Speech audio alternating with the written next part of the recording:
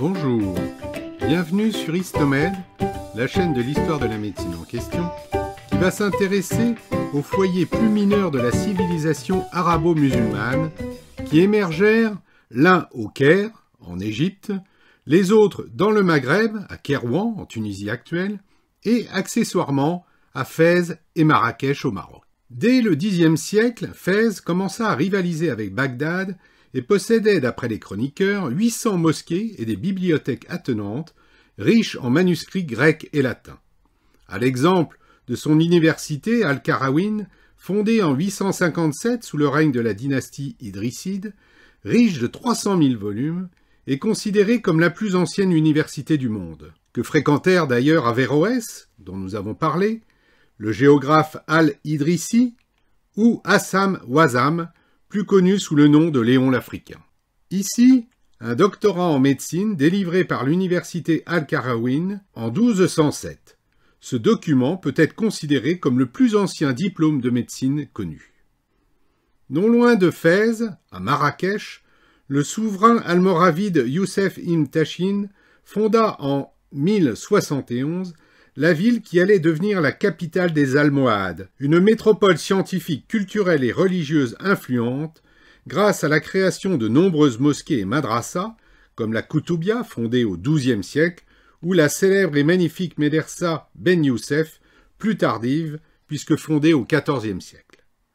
Ces écoles disposaient aussi de bibliothèques richement remplies d'ouvrages scientifiques, et l'une d'elles, créée par le souverain Yacoub al-Mansour, était même, paraît-il, consacrée aux livres de médecine.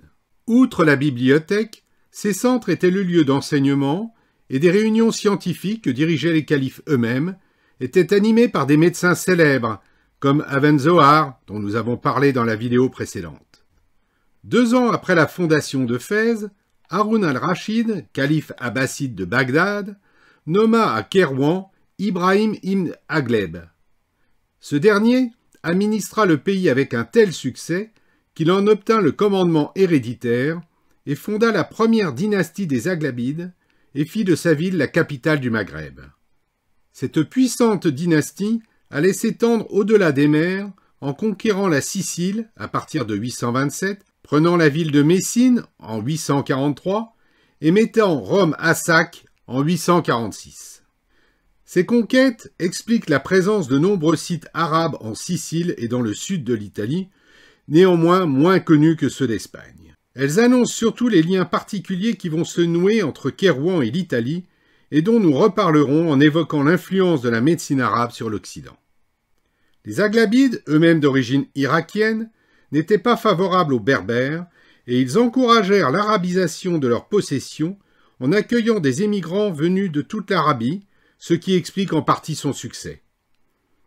Pendant le règne des Aghlabides, la Tunisie en général et Kairouan, la ville aux 100 mosquées en particulier, connut un développement considérable sur le plan économique et artistique.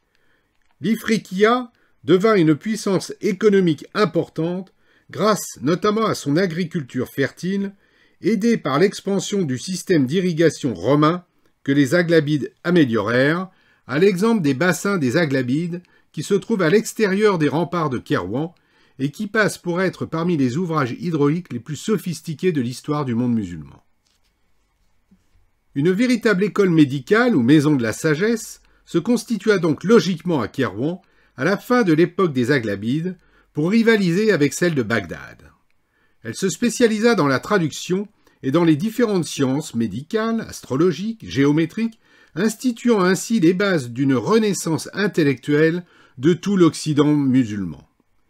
Y travaillèrent quelques grands médecins, comme Ishaq ibn Omran, à la fin du IXe siècle, médecin de Bagdad, membre de la famille des Bakitchou, auteur d'un traité de la mélancolie, dans lequel il isolait les maladies de l'âme, évoquant leur retentissement somatique, et décrivit la plupart des formes pathologiques actuellement connues, tels que les états dépressifs mélancoliques, la psychose maniaco-dépressive, les troubles somatiques, la paranoïa ou la schizophrénie.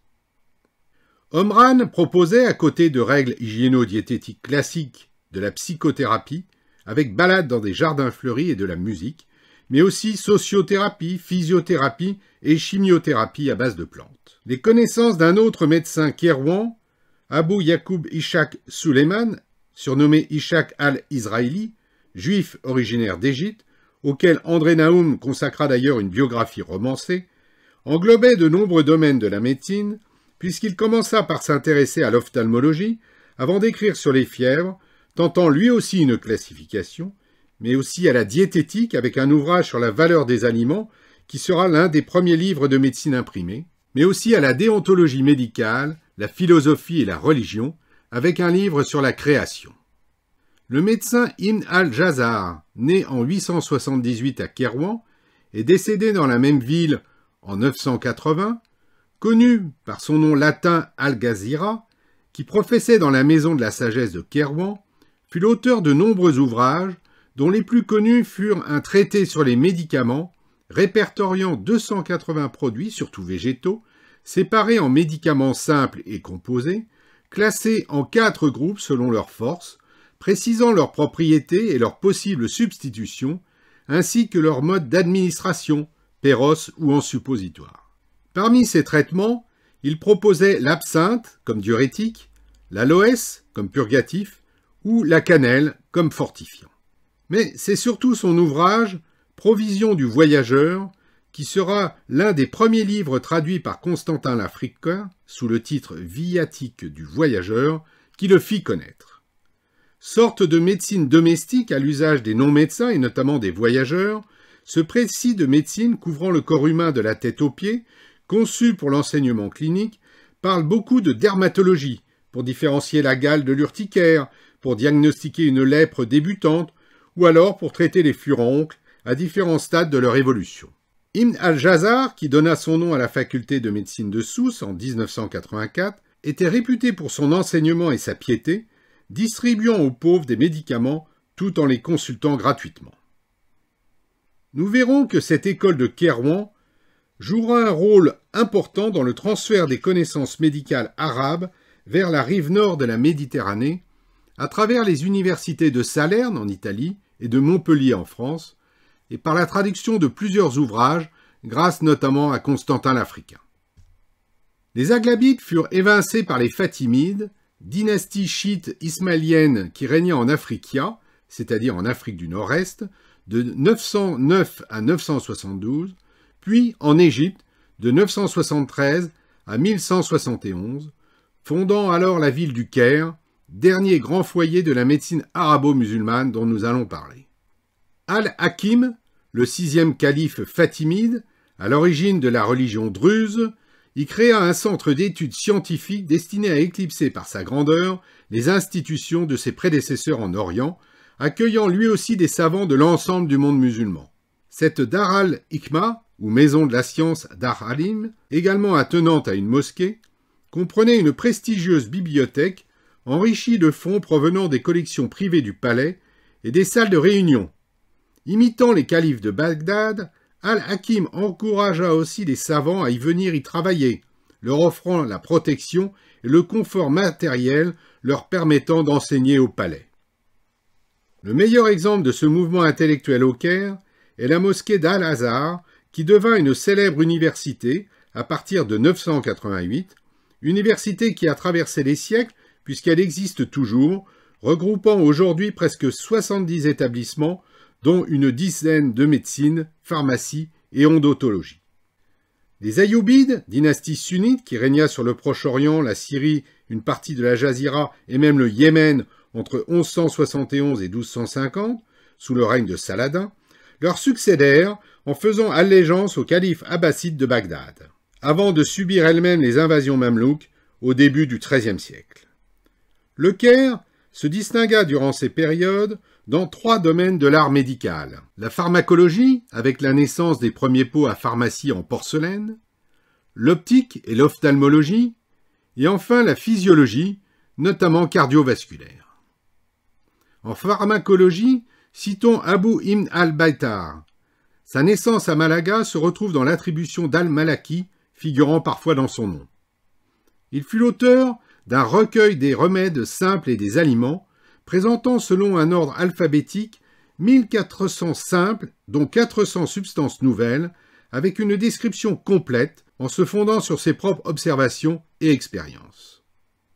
Al-Battar y cite une foule de scientifiques antérieurs qui s'illustrèrent dans ce domaine, tels les incontournables Dioscoride, Galien et bien sûr Ibsina.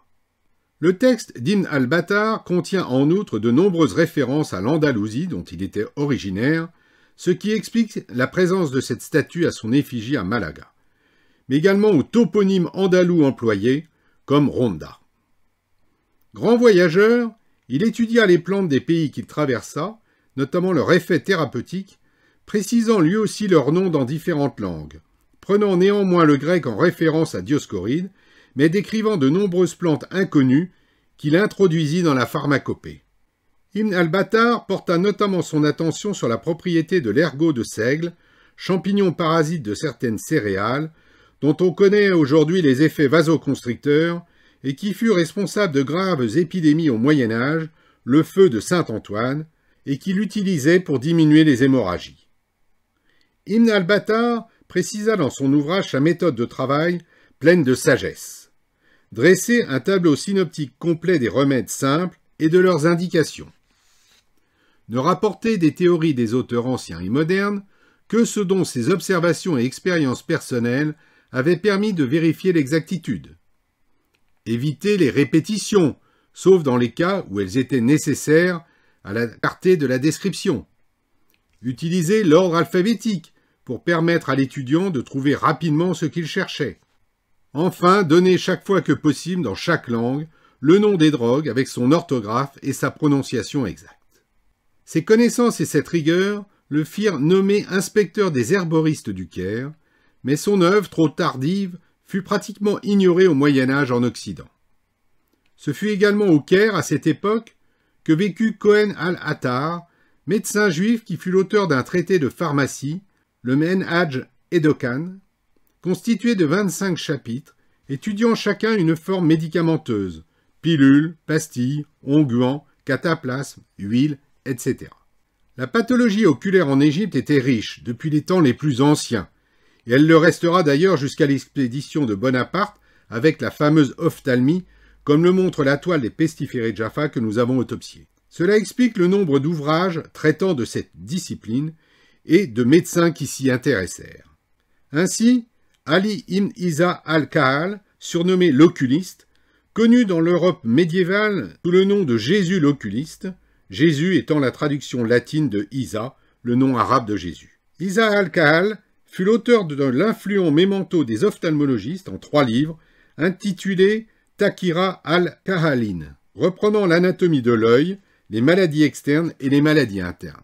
Dans ce livre, où est évoqué pour la première fois un anesthésique chirurgical, les maladies oculaires étaient classées selon leur emplacement anatomique. Il énuméra ainsi 130 affections oculaires. Il y décrivit notamment une maladie, dite de l'œil bleu, qui correspond probablement à ce que l'on appelle aujourd'hui la scléromalacie, la couleur bleuâtre de l'œil étant due à la distension de la sclérotique, tunique protectrice de l'œil, et qu'on le retrouve dans certaines pathologies articulaires, comme la polyarthrite rhumatoïde. Mais c'est l'optique qui fit surtout des progrès à cette époque, avec Ibn al-Haytham, dit Al-Hazen. Originaire de Bassora, raison pour laquelle il se trouve sur ce billet irakien, Al-Hazen gagna le Caire pour étudier les mathématiques, l'astronomie, la physique et la médecine, bien qu'il ne fût pas médecin lui-même.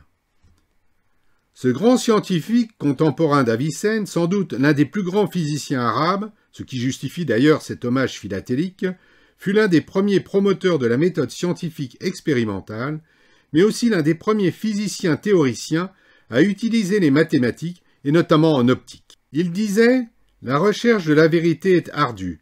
La route qui y conduit est semée d'embûches pour trouver la vérité. Il convient de laisser de côté ses opinions et de ne pas faire confiance aux écrits des anciens. Vous devez les mettre en doute et soumettre chacune de leurs affirmations à votre esprit critique. Ne vous fiez qu'à la logique et l'expérimentation, jamais à l'affirmation des uns et des autres, car chaque être humain est sujet à toutes sortes d'imperfections. Dans notre quête de vérité, nous devons aussi remettre en question nos propres théories. À chacune de nos recherches, pour éviter de succomber aux préjugés et à la paresse intellectuelle. Agissez de la sorte et la vérité vous sera révélée. À la Zène, que l'on voit à droite sur le frontispice de la Sélénographia de l'astronome Hevelius, publié en 1647, écrivit 200 livres, mais seulement une soixantaine nous sont parvenus, dont une trentaine de médecine, parmi lesquels des ouvrages d'optique, dont celui-ci, publié à Bâle au XVIe siècle, et que vous pouvez acquérir sur Abbey Book pour la modeste somme de 120 000 $, livres dans lesquels il affirmait contre ses prédécesseurs, comme Ptolémée, qui pensait que la lumière était fournie par l'œil et par les objets, que celle-ci dépendait du soleil et était diffusée par ces mêmes objets, même la lumière de la lune. Il démontra surtout, à la suite d'expériences de réflexion et de réfraction dans une chambre obscure, que la lumière était un rayon rectiligne et que la vision n'était qu'un simple phénomène physiologique dans lequel l'œil recevait les rayons lumineux sur la rétine, le cristallin, il expliqua aussi le pouvoir grossissant des lentilles, ne servant qu'à former correctement les images. Ces travaux furent repris par Kamal al-Din al-Farisi, également physicien, mathématicien et savant musulman persan, né à Tabriz, dans son livre « La révision du traité d'optique d'Ibn al-Haytham ». Les autres médecins de ce troisième foyer de la médecine arabe, que fut le Caire, furent l'autodidacte Ali ibn Ridwan, qui laissa des commentaires sur Galien et qui insistait sur les qualités humaines et déontologiques que devait posséder tout médecin. Ce médecin se rendit surtout célèbre par l'observation détaillée de la supernova en 1006. Ridwan posa aussi la question dans un traité sur les maladies corporelles en Égypte si ce pays avait une pathologie propre, notamment à cause des crues du Nil, par rapport à la ville de Bagdad et sa région plus sèche. Citons aussi parmi les médecins du Caire Ibn Abi Ousebia et surtout Abd al-Latif, qui vécut entre les 2e et 5e croisades et qui fut le témoin d'une épidémie de peste, maladie dont il étudia les principales formes pulmonaires et buboniques et les modalités de son évolution. Al-Latif fut à l'origine d'un traitement qui fera long feu, l'irudothérapie, c'est-à-dire l'utilisation de la sangsue en thérapeutique. Al-Latif mit aussi en doute les anciens comme Galien, le corrigeant notamment sur l'anatomie du maxillaire inférieur. Rappelons ici la présence au Caire de Maïmonide, venu lui d'Andalous et qui contribua à la renommée médicale de la capitale de l'Égypte. Mais il faut surtout évoquer parmi les médecins de l'école du Caire Ibn al-Nafis, qui resta hélas longtemps méconnu, mais dont la découverte aurait pu révolutionner la physiologie. Ibn al-Nafis, originaire de Damas, médecin-chef de l'hôpital du Caire al-Mansouri, était un homme très pieux et très riche, qui légua sa fortune à son hôpital. On lui doit une encyclopédie médicale inachevée, un traité d'ophtalmologie, un autre sur les causes des maladies, mais surtout son char Tashrib al-Kanoum, ou commentaire anatomique du canon d'Avicenne, dans lequel il refutait Galien et Avicenne. À partir de déductions ou de dissections animales et non humaines, comme le laisserait penser cette illustration, ne retrouvant pas la fameuse communication que Galien disait exister entre les ventricules, Ibn al-Nafis découvrit ni plus ni moins la petite circulation, ou circulation pulmonaire, permettant le passage du sang du ventricule droit à l'oreillette gauche. Il explique cette découverte dans quelques lignes de son livre. Quand le sang a été raffiné dans cette cavité, le ventricule droit, il lui faut passer dans la cavité gauche, où se forme l'esprit vital. Cependant, il n'existe entre ces cavités aucun passage, sous-entendu à travers le septum interventriculaire. À ce niveau, la substance du cœur est particulièrement solide et il n'existe ni passage visible, comme l'ont pensé certains auteurs, ni passage invisible pouvant permettre le transit de ce sang, comme l'a dit Galien. Bien au contraire, la substance est épaisse et il n'y a pas de pore perméable dans cette cloison. Donc ce sang, après avoir été raffiné, doit nécessairement passer par la veine artérieuse ou artère pulmonaire, aller ainsi jusqu'au poumon, se répandre dans la substance et s'y mélanger avec l'air pour que sa portion la plus subtile soit purifiée et puisse passer dans l'artère veineuse, c'est-à-dire les veines pulmonaires, pour arriver dans la cavité gauche du cœur, devenue apte à former l'esprit vital. Le reliquat moins raffiné de ce sang est utilisé à la nutrition des poumons, la veine artérieuse est très épaisse, ses pores sont subtils, l'artère veineuse est très mince, d'une seule couche, et ce sang y passe facilement. C'est pourquoi il y a entre ces vaisseaux des passages perceptibles. Cette dernière phrase signifie que le sang doit passer de l'artère pulmonaire dans les veines pulmonaires à l'intérieur des poumons. Il ne peut alors imaginer qu'il s'agit des capillaires pulmonaires, mais cela lui permet d'envisager l'hématose pulmonaire, c'est-à-dire l'oxygénation du sang dans les alvéoles pulmonaires. Il découvrit également la vascularisation coronarienne pour la nutrition du cœur et précisa le rôle du cœur dans le mélange du sang et de l'air d'origine pulmonaire pour fabriquer l'esprit vital afin de nourrir le corps. Al-Nafis remettait donc en cause ni plus ni moins le schéma proposé par Galien que nous avions rappelé à propos de la physiologie d'Avicenne. Hélas, son œuvre, elle aussi trop tardive, notamment par rapport au mouvement de traduction en latin des grands textes arabes, ne fut pas connue à l'époque. Ses écrits ne furent découverts qu'en 1924 par un médecin égyptien sur une copie découverte à Berlin. Il n'eut donc aucune retombée, mais on peut se poser la question de son influence chez Servet ou Colombo, voire sur Harvey, et se poser la question de la paternité de la découverte de la circulation sanguine. Histomède, la chaîne de l'histoire de la médecine en question, vous proposera d'ailleurs de mener l'enquête dans une vidéo ultérieure qui a découvert la circulation du sang. En attendant, Tolède fut reconquise en 1085. La défaite musulmane de Las Novas de Tolosa en 1212, puis la perte de Cordoue, de Séville et enfin de Grenade en 1492, signèrent la fin de l'apogée de l'islam. Ces défaites en Occident survinrent en même temps que le sac de Bagdad par les Mongols en 1258 et la montée en puissance des Turcs qui prirent Constantinople en 1453, puis l'Égypte. C'en était fini de la grandeur de la médecine arabo-musulmane et il faudra attendre 1800 et l'expédition de Bonaparte en Égypte pour voir le premier livre de médecine imprimé en terre d'islam. Heureusement, une grande partie des connaissances acquises durant l'âge d'or de la médecine arabo-musulmane allèrent être transmises à l'Occident. Cette transmission, qui se fit par différentes voies, sera le sujet d'une prochaine vidéo d'Histomède.